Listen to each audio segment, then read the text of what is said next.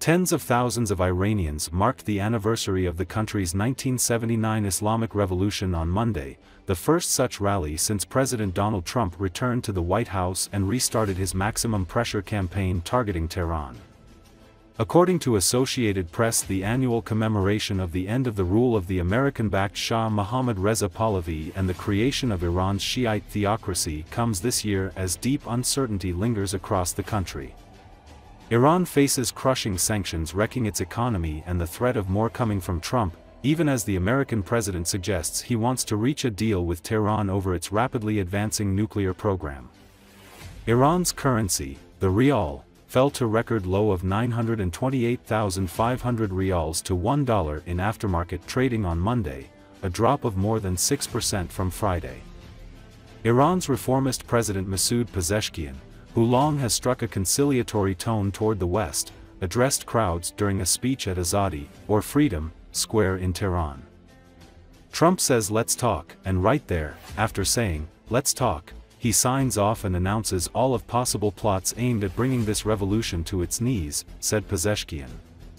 We never bow to the foreigners, he added. People carried flags, balloons and banners as they marched toward Azadi Square in the Iranian capital despite sub-zero temperatures. Iran's military displayed replicas of some of its missiles at the square. Iranian state television aired commemorations at sites across the country, urging more people to turn out. The day, an official holiday, takes on a festival feel, with schools and government offices closed, and workers out in the streets.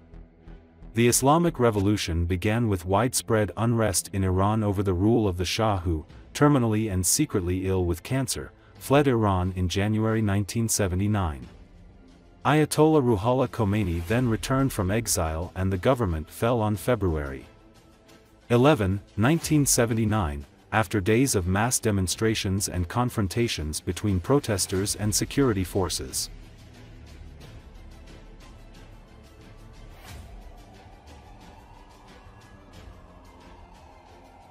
و در این حال 11 شعبان المعظم خجسته سلامت آتنا ان اخرج قومک من الظلمات الى ترامپ میاد اعلام میکنه که من میخوام بیایم گفتگو کنیم. بعد همونجا که میگه گفتگو کنیم تمام توطئه‌های ممکن رو برای به زانو در آوردن این انقلاب برمی‌داره، امضا میکنه، اعلام میکنه و بعد میگه ما اهل گفتگو هستیم.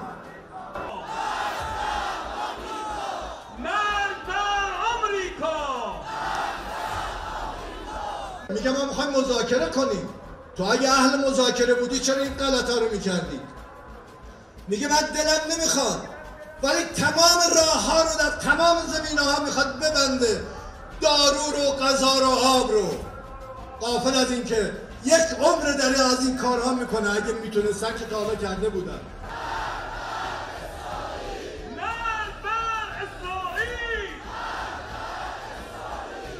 ما هیچ وقت در مقابل بیگانگان سرخم نخواهیم کرد.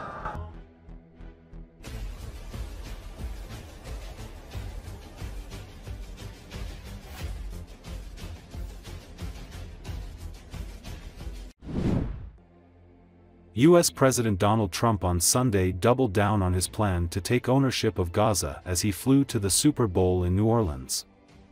I'm committed to buying and owning Gaza. As far as us rebuilding it, we may give it to other states in the Middle East to build sections of it. Other people may do it through our auspices. But we're committed to owning it, taking it, and making sure that Hamas doesn't move back, he told reporters aboard Air Force One.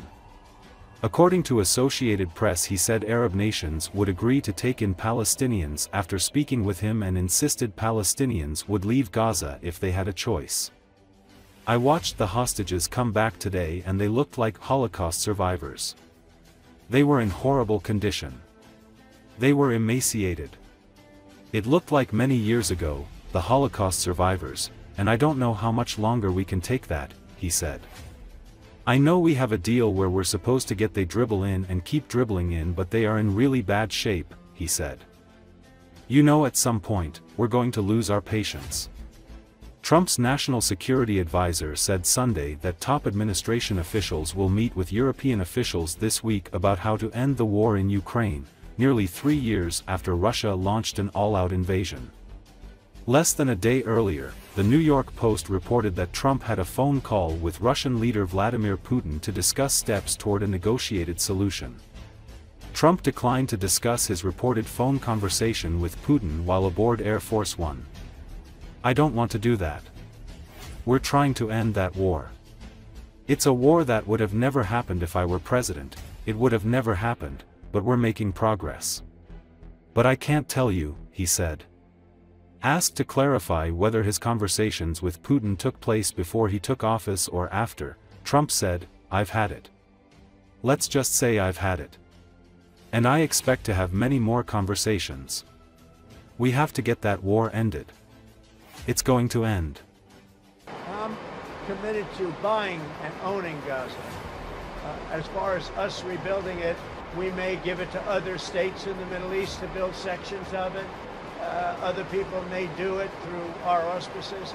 But we're committed to owning it, taking it, and making sure that Hamas doesn't move back. There's nothing to move back into. The place is a demolition site. It'll be, the remainder will be demolished. Everything's demolished. I mean, you can't live in those buildings right now. They're very unsafe. But we'll make it into a very good site for future development by somebody. We'll let other countries develop parts of it. It'll be beautiful. People can come from all over the world and live there. But we're going to take care of the Palestinians. We're going to make sure they live beautifully and in harmony and in peace, and that they're not murdered. This has been the most dangerous site anywhere in the world to live in. Hamas has been a disaster.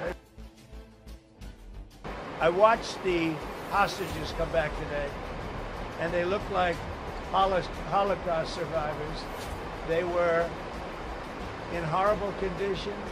They were emaciated. It looked like many years ago, the Holocaust survivors. And I don't know how much longer we can take that when I watch that. I know we have a deal where we're supposed to they dribble in and keep dribbling in, but they are in really bad shape. They have been treated brutally, horribly. Even the ones that came out earlier, they were in a little bit better shape, but mentally they were treated so badly. Who could take that?